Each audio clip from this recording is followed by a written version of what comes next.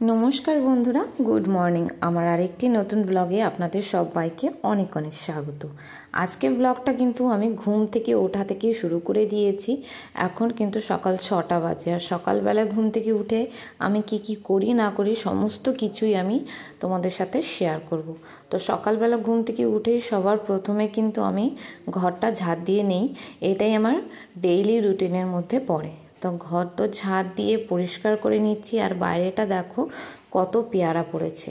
তো বাইরেটাও তোমাদের সাথে একটু শেয়ার করছি। বাইরে আকাশটা কিন্তু পুরো মেঘলা আকাশ রয়েছে। তো যাই হোক, এখন আমি ঘরগুলো পরিষ্কার করে নিই।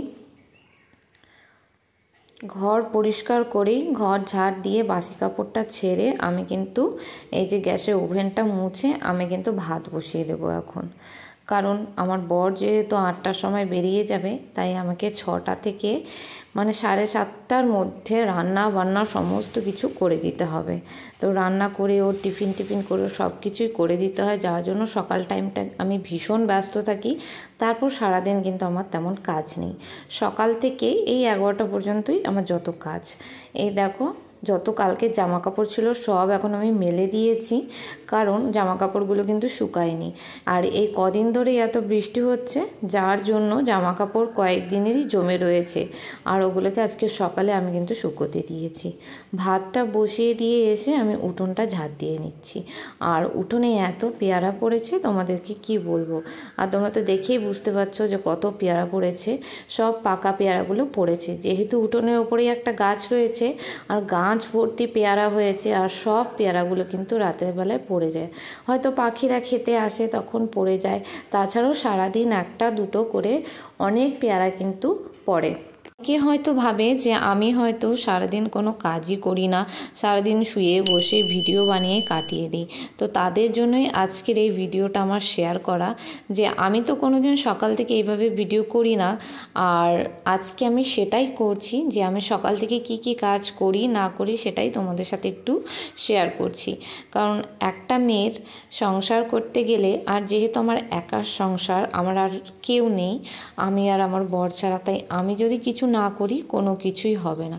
তো সেই জন্য আমি সকাল থেকে রাত পর্যন্ত কি করছি না করছি সমস্ত কিছুই তোমাদের সাথে এই ভিডিওর মাধ্যমে আমি শেয়ার করছি।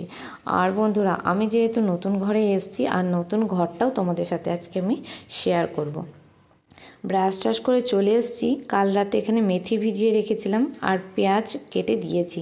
এগুলো এখন আমি পেস্ট করে রাখবো। আমার বরকে বললাম এগুলো পেস্ট করে রাখো, পরে এটার একটা কাজ আছে।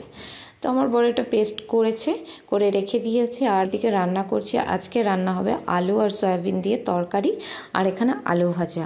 আলু আর সয়াবিনের এই তরকারিটা খেতে আমার বর ভীষণ ভালোবাসে।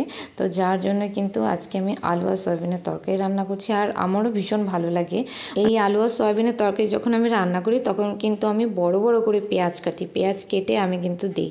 আমার ভীষণ ভালো লাগে এই আলু আর সয়াবিনের তরকারি খেতে। তো তরকারি তো রান্না হচ্ছে, আর তোমাদের সাথেও আমি একটু গল্প করে নিচ্ছি। আর আমার বরকে বললাম তুমি যাও স্নান টান করে নাও। তো বরমশাই স্নান টান করতে গেছে। এবার দেখো রান্না বান্না করে নিয়ে চলে এসেছি, আর আমার বরকে এখন আমি খেতে দিচ্ছি। বাকি খাবারটা টিফিনে দিয়ে দিয়েছি, আর যতটা ভাত ছিল থালায় দিয়ে দিয়েছি। বর স্নান করে খেয়ে ডিউটিতে বেরিয়ে গেল। তারপর আজকে আমার কত কাজ সেটাই তোমরা দেখো। এখন জল এসেছে, আর জল এসেছে মানে জল থাকতে থাকতে আমাকে সমস্ত কাজগুলো করে নিতে হবে। অনেকে আমাকে বলে যে আমার নাকি কোনো কাজ নেই, আমি সারাদিন একা থাকি, আমার কি কাজ আছে, আমি কি করি। তো তাদের জন্যই আজকে আমার এই ভিডিওটা বানানো। তো তারাও দেখো যে আমার কি কাজ আছে না আছে। সারাদিন আমি তো শুয়ে বসেই থাকি, আমার কোনো কাজ নেই, আর আমার ঘরের কাজগুলো তোমরা এসে করে দিয়ে যাও, তাই না বলো। তো যাই হোক বন্ধুরা, একাই থাকি আর অনেকজনের সাথেই থাকি। কাজ তো কাজই, একা থাকলেও আমাকে খেতে হবে, রান্না করতে হবে, ঘরদোর পরিষ্কার করতে হবে, জামা কাপড় কাচতে হবে। আর 10 জনের সাথে থাকলেও সেটা করতে হবে। একা থাকার চেয়ে বরঞ্চ 10 জনের সাথে থাকাটাই কিন্তু আরও কম কাজ হয়। 10 জনের সাথে থাকলে কম কাজ হয়, কারণ 10 জন মিলেমিশে ভাগ করে সেই কাজটা করে। ধরো আমি রান্না করছি, অন্যজন কাপড়কে কাচছে বা জল ভরছে। এই যে এখন দেখো আমি যেমন রান্নাও করলাম, কাপড়ও কাচলাম, জলও ভরছি। 10 জন থাকলে তো সেটা একা হাতে করতে হতো না, সেটা কাজটার সবার মধ্যেই ভাগাভাগি হয়ে যেত। তো যাই হোক, দেখো কাজগুলো শেষ করে আমি কিন্তু চলে এসেছি এখন। এই দেখো এই জিনিসটা কি বলো তো, এই যে মেথি আর পেঁয়াজটা যে পেস্ট করা হলো, সেই মেথি আর পেঁয়াজের পেস্ট পুরো ঘন হয়েছিল। তার মধ্যে আমি একটু জল দিয়ে দেখো এটা ফেটিয়ে নিলাম ভালো করে। এটাকে এখন আমি মাথায় লাগাবো, কারণ আমার কদিন ধরে ভীষণ হেয়ার ফল হচ্ছে আর চুলগুলো ড্যামেজ হয়ে গেছে, আর চুলে কিছু দিতেও পারছি না ঠিকঠাক, আর ওয়েদারটাও ভালো না, যার জন্য কিছু লাগাতেও পারছি না। তো আজকে আমি ভাবলাম যে আজকে এই রেমেডিটা আমি ইউজ করব। একদম ঘরোয়া রেমেডি আর খুব ভালো একটা রেমেডি। তোমরা সবাই জানো যে পেঁয়াজ আর মেথি দুটোই কিন্তু আমাদের চুলের জন্য ভীষণ ভালো। তো যার জন্য কিন্তু আমি দুটোই একসাথে ইউজ করছি। তার সাথে একটু নারকেল তেল দিয়েছি, দিয়ে কিন্তু পুরো ঘরোয়াভাবে এই রেমেডিটা ইউজ করছি। আর ভালো করে এটাকে স্ক্যাল্পে লাগিয়ে নিচ্ছি। স্ক্যাল্পেই লাগাতে হবে, কারণ চুল উঠে যাচ্ছে যেহেতু আমার, এর জন্য স্ক্যাল্পে লাগাতে হবে। বন্ধুরা, আগে আমার চুল এত ঘন ছিল, সবাই শুধু বলতো আমার চুল কত মোটা কত ঘন, আর এখন আমার চুল উঠে উঠে একদম পাতলা হয়ে গেছে। তো যাই হোক, আমি কিন্তু পুরো মাথায় এটা মেখে নিয়েছি। এবার আমি কিছুক্ষণ রেখে দেবো। আর এই দেখো, আজকে সকালে আমার বরমশাই এই স্ট্রবেরি গাছটার গোড়ায় মাটি দিয়েছে। স্ট্রবেরি গাছটা আবার খুব সুন্দর সতেজ হয়ে উঠেছে। আর এইদিকে আমার সমস্ত কাজকর্ম করা কমপ্লিট, ঘর তোর পরিষ্কার করে ফেলেছি পুরো। আর ওই হচ্ছে আমাদের বাথরুম। আর এখানে দেখো আমি মানি প্ল্যান্ট গাছগুলো জানলা ধারে রেখে দিয়েছি। আর বন্ধুরা, এই হচ্ছে আমার ঘর দোর সমস্ত কিছু আমি সুন্দর করে পরিষ্কার করে ফেলেছি। আর আমার বরমশাই বাড়ি থেকে বের হওয়ার পরেই কিন্তু আমি ঘর দোর সমস্ত কিছু একবারে পরিষ্কার করে নিই। আর বন্ধুরা, তোমাদের আমার এই ঘরটা কেমন লাগলো অবশ্যই কিন্তু কমেন্টে জানিও। সকাল থেকে তো এখন আমি কিছু খাইনি, তো এই যে খাবো এখন। এই ওভেনের উপরে কালকে রাতের বাসি রুটি আছে, খোলা রুটি, ভাবছি এই রুটিটাই খাবো এখন। ফেলে দেবো কেন, খেয়ে নেই, খেয়ে দিয়ে চান করবো, চান করে পুজো দেবো, তারপর ভাত খাবো। তো খেয়ে নিই, চলো। স্নান টান করে চলে এলাম এবার পুজো দিতে। আজকে আমার বর অনেকগুলো ফুল তুলে দিয়ে গেছে, আমি আজকে আর ফুল তুলতে যাইনি, আমার বরই আজকে ফুল তুলে দিয়ে গেছে ও স্নান টান করে।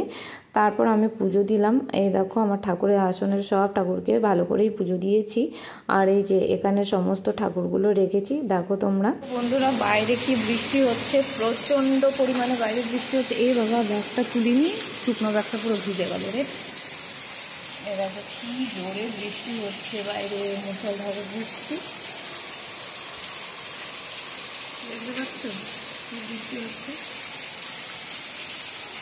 প্রচণ্ড বৃষ্টি হচ্ছে। আমি ভেবেছি একটু বাইরে যাব, বাইরের দিকে, আর এত বৃষ্টি হচ্ছে।